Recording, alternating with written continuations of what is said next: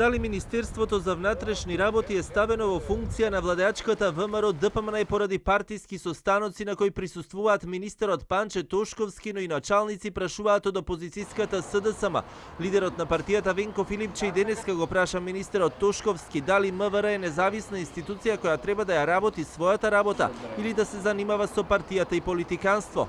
Сметам дека дел од институциите се злоупотребуваат, конкретно Министерството за внатрешни работи, имено во повеќе ситуации, во повеќе општини на состаноците на местните комитети на ВМРО ДПМН гледаме присутни началници во Министерството за внатрешни работи.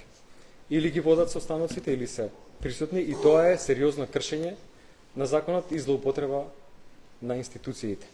Барам министерот Панче Тошковски да одговори дали он ги организира овие состаноци.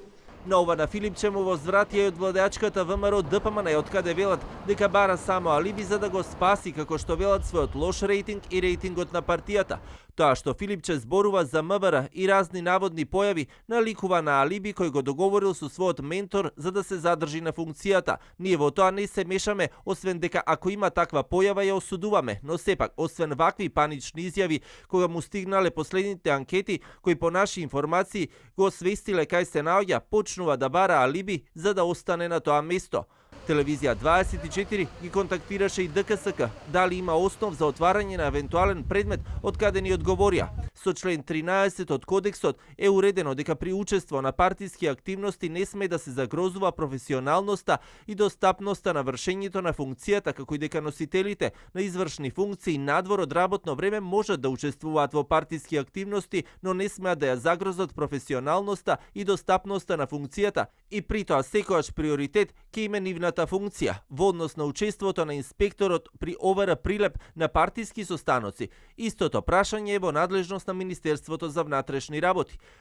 Телевизија 24 побара став и од МВР, од каде само кратко велат дека не гледаат ништо спорно, но до емитување на прилогот не одговорија дали и со кој возило министерот Тошковски присуствувал на партиските средби. Инаку ДКСК веќе излезе со правилник, односно законските правила и ограничувања кои важат за изборниот период, каде јасно наведуваат дека ќе го следат изборниот процес и ќе превземаат мерки при сомневање за прекршување на законските правила и ограничувања.